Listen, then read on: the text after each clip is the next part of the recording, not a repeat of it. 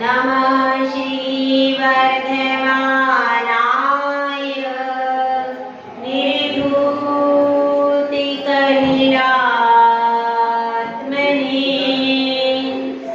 सालोकानां त्रिलोकानां यद्विद्या दर्पणायते यद्विद्या दर्पणायते। पंच परमेश्वरी भगवान की, परम पूज्याचे श्री आदि सागर जी महाराज की, परम पूज्याचे श्री महावीर कीर्ति महाराज की, परम पूज्याचे श्री विमल सागर महाराज की, परम पूज्याचे श्री तपस्वी सम्राट सन्मति सागर महाराज की, परम पूज्याचे श्री सुंदर सागर महाराज की, अहिंसा में विश्व धर्म की, जिनवाणी माता की,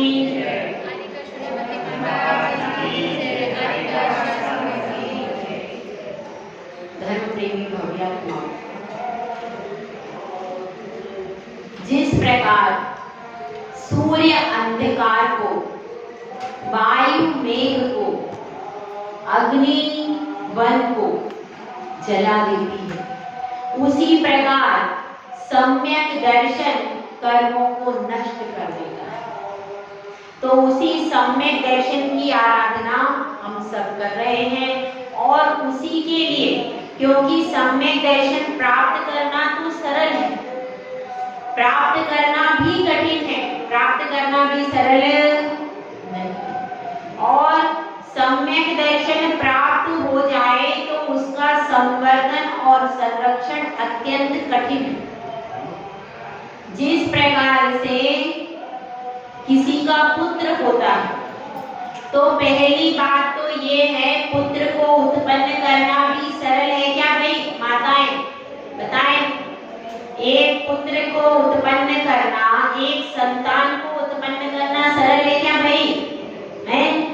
कितना कष्ट है उसमें, कितने महीनों की सावधानियां उसमें हैं, और फिर मात्र जन्म देकर के कर्तव्य की इतिश्री हो जाती है क्या भाई? जन्म देने के बाद प्रतिपल आप पुत्र का ध्यान रखते हो, कहाँ जा रहा है, भोजन किया है कि नहीं, किसके साथ खेल रहा है, चलते चलते गिर तो नहीं गया, कितना देखते हैं, कितनी जिम्मेदारी है। उसके बाद पुत्र बड़ा हुआ थोड़ा सा, फिर क्या, फिर स्कूल में कौन से स्कूल में भेजना है, कहाँ भेजना है, उसके बाद कौन सी ट्यूशन में जा रहा है, पढ़ रहा है कि कितना, उसका एक एक मिनट का ध्यान रखना पड़ता है कि नहीं रखना पड़ता? तो हम इतना ध्यान रखते हैं, लेकिन ये बताइए आप अपने सम्यक दर्शन का कितना ध्यान रखते? जिन कुल में हम आ गए, पुत्र पे पूरा ध्यान है, माता पिता पर भी ध्यान है और अपनी धर्म पत्नी पर भी ध्यान है, लेकिन मेरे अंदर सच्ची श्रद्धा की जो जोत मैंने लगाई है इस दरबार में लाके, वह जोत अंदर जल रही है कि नहीं जल रही? इसको कौन देखेगा भाई? इसको हम कभी देखते हैं क्या? इसको नहीं देखते। जब हम इसको नहीं देख पा रहे तो फिर बात बताइए, कोई भी दीपक यहाँ रखा है, जैसे दीपक यहाँ, अब तेज आंधी चलती है और इस दीपक को हम कुछ कवर कर देते हैं तो दीपक जलता रहेगा? जलता रहेगा। अगर इसको ओट लगा देंगे तो यह दीपक बच सकता है, लेकिन यदि ओट नहीं है तो इसी प्रकार से सम्यक दर्शन को पालन करने के लिए क्या चाहिए? ओट चाहिए, तपस्या की, त्याग की, श्रद्धा की ओट चाहिए। यदि आपकी श्रद्धा चलायमान हो रही है तो सम्यक दर्शन आपने उत्पन्न कर लिया, उसके बाद अंतर मुहूर्त के बाद वह सम्यक दर्शन छूट जाएगा। फिर क्या करोगे? फिर से मिथ्यात्व में आ जाओ। जिस प्रकार से कांच का बर्तन हम लाते हैं, कैसे रखते हैं उसको? बहुत संभाल के रखते हैं। कांच का बर्तन है, उसको कितना संभालते हैं? संभाल के, कहीं टूट ना जाए। केवल कांच का बर्तन खरीद के लाने से काम हो गया?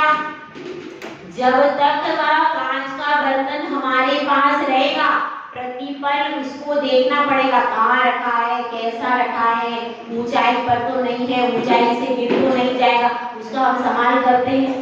घर में हम पुत्र का संभाल करते हैं, महंगी महंगी चीजों का संभाल करते हैं। हमारे हीरे के आभूषण है, सोने के आभूषण है, कितना संभालते उसको, कैसे संभाल संभाल कर रखते, बार बार देखते हैं। लॉकर में भी बैंक के पड़े हुए कि नहीं, उसमें भी बार बार जाकर के उसको कम से कम 6 महीने में या साल भर में तो एक बार जाकर जरूर अपना लॉकर चेक करते कि नहीं।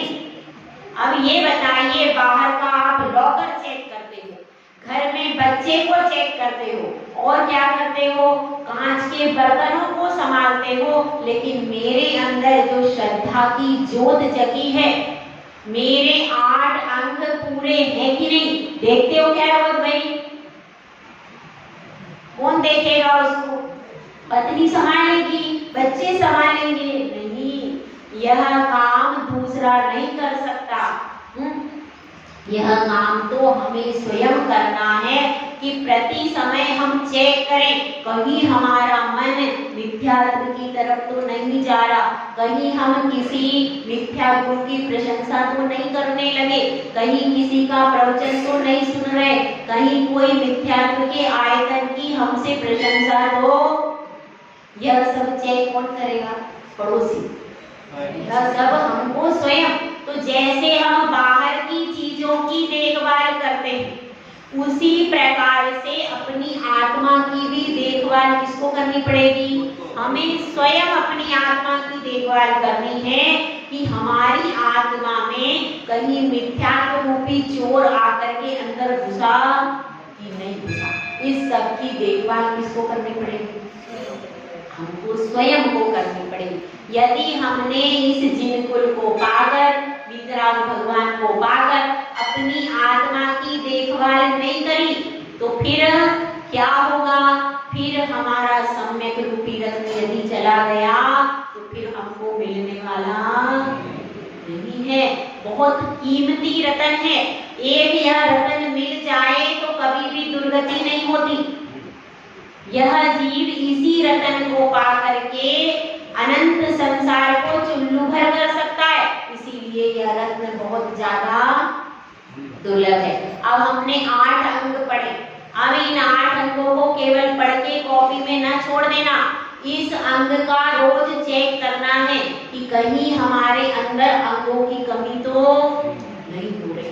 अब इसके बाद और भी चीज है, और भी विरोधी, ये 8 अष्टांग तो पालन करने योग्य है, लेकिन अब ऐसी भी कुछ चीजें हैं जिनका हमको पालन नहीं करना चाहिए। यदि हमारे अंदर वो 3 चीजें हैं तो हमारा सम्यक दर्शन स्थिर नहीं है। वे 3 चीजें कौन सी हैं, इसको हम आज पढ़ेंगे। तो उसमें क्या है, पहला श्लोक पढ़ लेते हैं अपन। आपका स्नान, आपका सागर स्नान मुच्य, सिकताश्मनाम, गिरिपातोऽग्निपातश्च, लोकमूलं निगद्यते। आपका सागर स्नान, मुच्चया सिकताश्मनाम,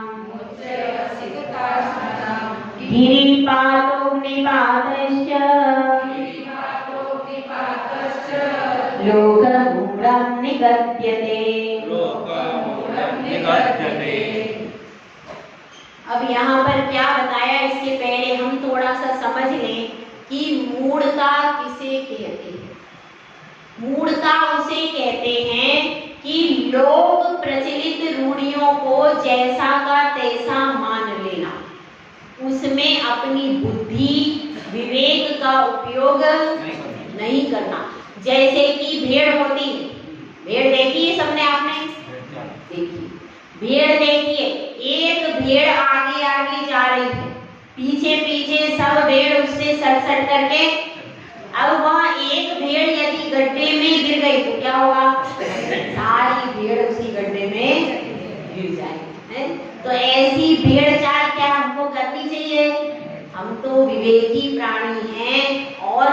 पशु पक्षी कैसे अविवेकी हैं, हम तो विवेकी प्राणी हैं, जिन कुल के अनुयायी हैं, तो हमको ऐसा अंधानुकरण, ऐसी मूर्खता, इसको मूर्खता कही जाती है कि बिना सोचे समझे, बिना स्वरूप का बोध किए और लोक में जो रूढ़ी चली आ रही है उसके अनुसार जिसको भी देव मान लेना, लोक में अनेक चीजों की पूजा कर लेना, उसको क्या कहेंगे? लोक मूर्खता। तो अब अपने को ये समझना है कि इस पहले श्लोक का अर्थ कर लेते हैं। आप का मतलब नदी, नदी में, और सागर यानी समुद्र में, नदी और सागर में स्नान करना। दूसरी क्या चीज बताई है? रेत और बालू पत्थरों का ढेर लगाना, और नीचे की लाइन है गिरी पातो, पर्वत से गिर जाना, और आगे क्या है? अग्निपातश, अग्नि में जल करके मर जाना। लोक मूढ़म निगत्यते। यदि इन सब कार्यों को करते हुए यह समझते हैं कि हम धर्म कर रहे हैं, तो क्या है? लोक मूढ़ता है। इसको यहाँ पर विशेष अपन समझ लेंगे। अब देखिए, छोटे से दृष्टांत के माध्यम से समझेंगे, उदाहरण के माध्यम से कि शुरुआत कैसे होती। बहुत सारी महिलाएं पूजा करने के लिए जा रही थी। पूजा करने के लिए महिलाएं जा रही थी, तो एक महिला ने सोचा कि मेरे बेटे के गाल पे मस्सा हो गया है, और किसी ने कहा है कि घोड़े का बाल ले जाते हैं तो मस्सा कैसा होता है? टूट जाता है। तो अब मैं क्या करूं? यहीं पर पास में घुड़साल पड़ रही है, तो ऐसा करती हूँ कि एक बाल तोड़ लेती हूँ। लेकिन अब वो घुड़साल में गई, बाय चांस की बात है घोड़े नहीं थे वहां पर, एक गधा खड़ा था। तो उसने कहा बाल ही तो लेना, चलो गधे का ले लेते। तो उसने गधे का बाल तोड़ लिया। गधे का बाल तोड़ करके वह गई, और अब इधर महिलाएं पीछे पीछे सब चल रही थी। सबने देखा कि अरे ये तो बहुत करोड़पति है, और ये महिला इतनी अच्छी रहती है, और ये पूजा करने के लिए जाती है, फिर ऐसा करती। तो अब उन सबने देख लिया। अब उनको रियल बात तो पता। कल फिर क्या हुआ? सब महिलाएं वहां गधे के पास चली गई, सबने बात। अब शाम तक बेचारा गधा परेशान हो गया। वो पूरा गधा का कैसे पूरे बाल उसके खत्म हो गए। तो ये क्या है?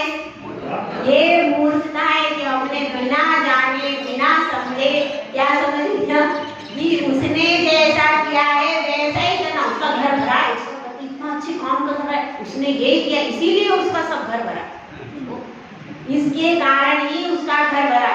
हम जानते नहीं हैं, समझते नहीं, और करने के लिए चल देते। ये सब क्या हो गया?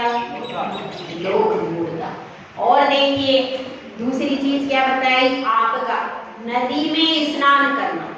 नदी है, नदी बहती जा रही है, और ऐसा मानते हैं कि वो किसी की जटाओं से निकली है, इसलिए वो भगवान है, तो वो पवित्र हो गई नदी, और इसलिए उसकी पूजा करने, उसमें स्नान करने से पाप धुल जाते। ठीक है, ऐसी मान्यता है। तो यदि ऐसी मान्यता से हम नदी में स्नान करते हैं, इस मान्यता से, इस नदी में स्नान करने से हमने जो जन्म भर पाप कमाए वो सारे पाप धुल जाएंगे। ऐसी मान्यता करके यदि नदी में स्नान करते तो क्या है? मूर्खता है। क्योंकि नदी में स्नान करने से पाप धुलते क्या? नहीं धुल जाते हैं? नहीं धुलते। धुलते क्या? नहीं धुलते हैं। क्योंकि जो पाप आपके कहाँ लगे हैं? कहाँ लगे पाप? अंदर लगे हैं, और आप बाहर से उसको धोगे तो क्या होगा? क्या होगा? इस बारे में एक कथा आती है, सुना दूं कथा? सुनोगे? जैसे आपने सुनी हुई है, पर फिर भी एक बार मैं सुना दूं। अब क्या हुआ कि पांडवों के बारे में कथा आती है ये, तो उसमें कथा ये आती है कि पांडव तीर्थ यात्रा पर जा रहे। जब महाभारत का युद्ध समाप्त हुआ तो सभी पांडवों ने कहा कि भाई अब बहुत पाप हो गया है, यहाँ पर बहुत सारी जनहानि हो गई, तो अपन सब तीर्थ यात्रा को। अब वे सब कहाँ पर आए?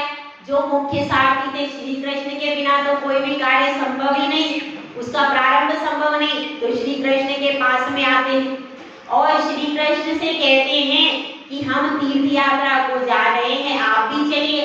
तो श्री कृष्ण कहते हैं मैं तो अभी नहीं जा सकता हूँ, और तो फिर आप कोई किसी को भेज दीजिए हमारे साथ, आपके प्रतिनिधि के रूप में भेज दीजिए। तो वह कहते हैं ठीक है, ये मेरी टूमड़ी ले जाओ, इस टूमड़ी को आप ले जाओ, ये मेरा प्रतिनिधि है, इसको आप स्नान कराना। और प्रसन्न होकर के उसको बड़े अच्छे उसमें सोने चांदी के उसमें रखकर ले गए। श्री कृष्ण जी ने अपना प्रतिनिधि दिया और जहाँ जहाँ स्नान करने के लिए गए वहां पर उसको स्नान कराया, और स्नान करने के बाद अब वो लेकर के आ गए कहाँ पर? श्री कृष्ण के पास में लेकर गए। श्री कृष्ण ने कहा कि आप लोग तीर्थ यात्रा कराए?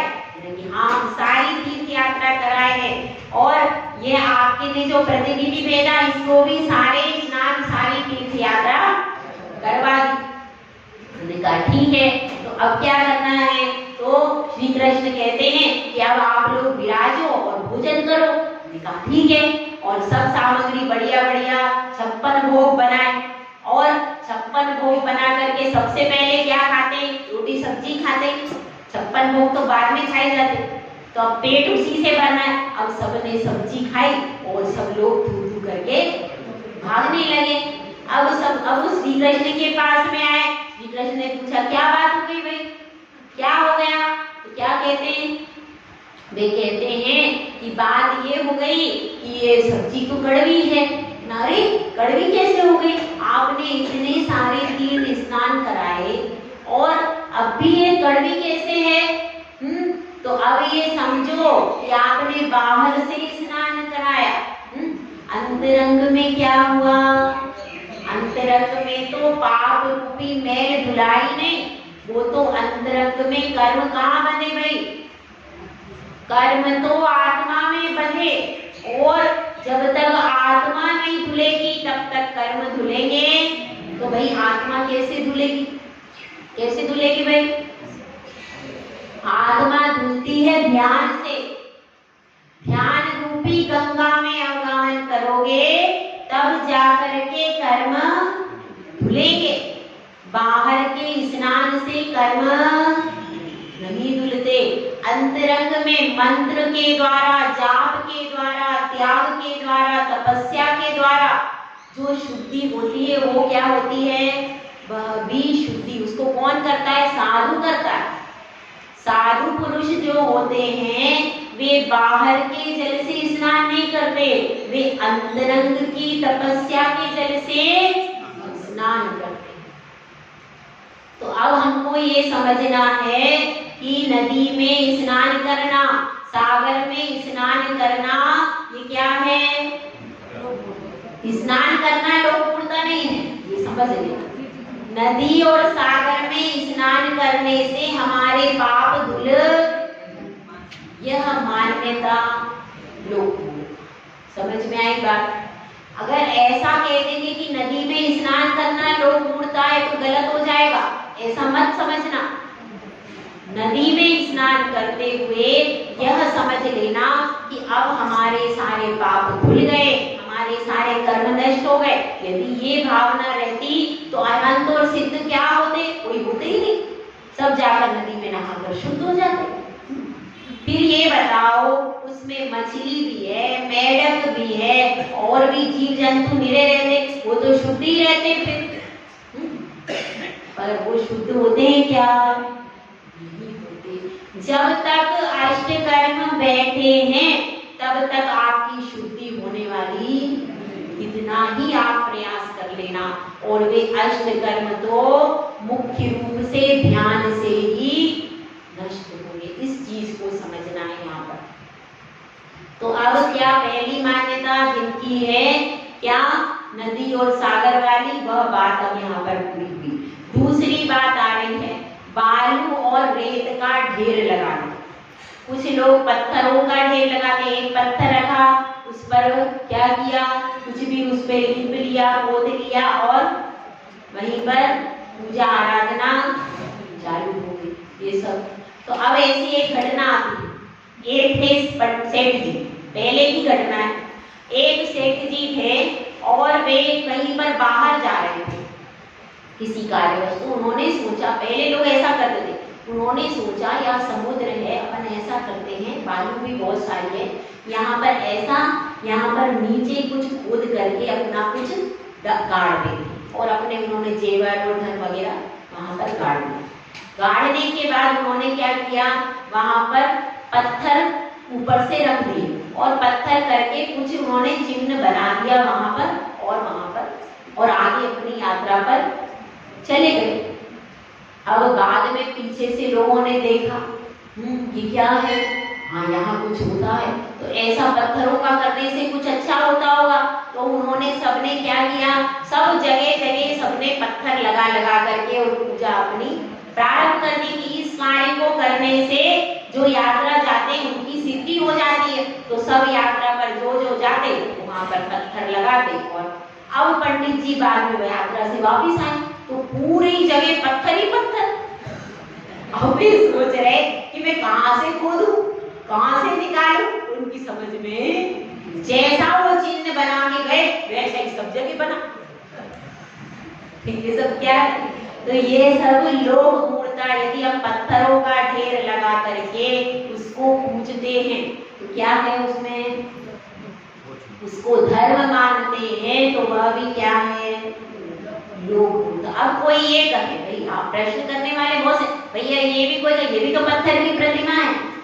यह पत्थर की प्रतिमा है, लेकिन उसमें आकृति किसकी है भाई, प्रभु की पूरी आकृति है, पूरा मनुष्याकार है। दूसरी बात, इस पर दिगंबर गुरु ने संस्कार किए हैं, काहे किए हैं, पंच कल्याण के संस्कार पूरे हुए इस पे प्रतिमा पे, हुए कि नहीं। तो पहले तो पाषाण को भी शुद्ध किया जाता है कि नहीं। इसकी भी पूरी विधि प्रतिष्ठा पाठ में आप पढ़िए। प्रतिष्ठा पाठ में बताया है, जब पाषाण आता है तब उसकी शुद्धि की जाती है, उसको संस्कार करते, उसके बाद में फिर प्रतिमा का निर्माण चालू होता है। और जो प्रतिमा का निर्माण करता है वह भी मांस आदि नहीं खाता है, वह भी शुद्ध व्यक्ति होता है। ऐसे व्यक्ति से, हर व्यक्ति से प्रतिमा का निर्माण भी संभव, बहुत सारा प्रोसीजर होता है और फिर प्रतिमा को व्यवस्थित लाया जाता है और कितना प्रोसीजर है। और फिर संस्कार के बाद भी उसकी पूजा आराधना प्रतिफल हो रही। और इसमें स्थापना किसकी है, आदिनाथ भगवान के गुणों की, भगवान के 24 भगवान के गुणों की स्थापना होती है कि नहीं। तो उसमें और इसमें बहुत अंतर। वो तो आप अपने मन से कुछ भी पूजने लगते हो, यहाँ पर जो व्यवस्था है जिन शासन में, वो अपने मन से पूजने की नहीं। यहाँ पर तो जब तक कोई दिगंबर गुरु संस्कार नहीं करेंगे तब तक प्रतिमा वंदनीय, गुरु के द्वारा संस्कार के बाद ही पूज्यता होती है। तो अब अपनी बात चल रही है, यह सब किसके प्रसंग चल रहे हैं, लोक मूढ़ता के प्रसंग चल रहे हैं। तो ऐसे प्रसंगों पर आपको भी कई बार हम भी ऐसा कर देते हैं। अब देखिए एक और है प्रसंग कि कुछ लोग क्या करते हैं, एक व्यक्ति बुद्धिमान किनारे पर बैठा और उसने देखा कुछ लोग जल लेकर के ऊपर चढ़ा रहे, नदी में से जल उठाते और नदी में ही गिरा देते। ऐसा प्रोसीजर उसने देखा। अब उसने पूछा कि आप लोग यह क्या कर रहे हो, कहना हम अर्घ दे रहे हैं देवता को। अच्छा ऐसी बात है। तो उसने भी क्या किया कि पानी लेकर के रेत पर डालना। अब सबने कहा ये क्या कर रहे हो, कहना मेरा गांव यहाँ से 20 किलोमीटर दूर है, मैं यह सारा पानी उस गांव में पहुंचा रहा हूँ। उन्होंने कहा तुम पागल हो, मूर्ख हो, यह पानी वहां डालने से कैसे चला जाएगा। तो उन्होंने कहा जब आपका कितने किलोमीटर दूर है वो जिसको आप अर्घ दे रहे, जब आप उसको अर्घ दे रहे, वो अर्घ वहां उतने ऊपर किलोमीटर तक पहुंच जाएगा आपका जल, तो मेरा यहाँ डालने से गांव में क्यों नहीं पहुंचे? सोचने की बात है। अपना विवेक जागृत करो, हर चीज में प्रश्न उठाओ। इसीलिए मैं कहती हूँ आप लोग प्रश्न करो ताकि आप सबके ज्ञान का विकास हो और मेरे ज्ञान का भी विकास हो। प्रश्न करना चाहिए, और यदि प्रश्नकर्ता जो व्यक्ति होता है यदि उसको एक बार समझ में आ जाता है तो कभी भी उसका श्रद्धांत चूकता। आज्ञा प्रधानी व्यक्ति भटक सकता, उसको भटकाने वाला किसी ने कहा कि क्या मंदिर जाना, सुबह से परेशान होना क्या है। अब आज्ञा प्रधानी व्यक्ति के दिमाग में प्रश्न चिन्ह हो सकता है, वो अगर उसको बुद्धि नहीं है, विवेक नहीं है तो अपने रास्ते से भटक जाएगा। लेकिन परीक्षा प्रधानी व्यक्ति ने अगर पकड़ लिया कि नहीं यही है सोतंज सोना, उसने अगर एक बार पकड़ लिया, परीक्षा करके पकड़ा है, तो फिर दुनिया सारी दुनिया भी आ जाए तो भी वो कहता है नहीं, अगर पूछना है तो यही इन्हीं को पूछना है। और वो परीक्षा के द्वारा उनको दूसरों को निरुत्तर भी कर देता है। इसीलिए आज्ञा प्रधानी नहीं, परीक्षा प्रधानी बनिए, भगवान की परीक्षा कीजिए, और आप कितनी भी परीक्षा करें सोना तो सोना ही। तो अब बात चल रही हमारी, क्या क्या हो गया, नदी और सागर में स्नान करना, और मुच्चे सिक्ता स्नान, सिक्ता मतलब रेत, रेत और पत्थरों का ढेर लगा करके उसमें धर्म मानना, यह सब नहीं करना। और क्या करना, पर्वत से कूदना,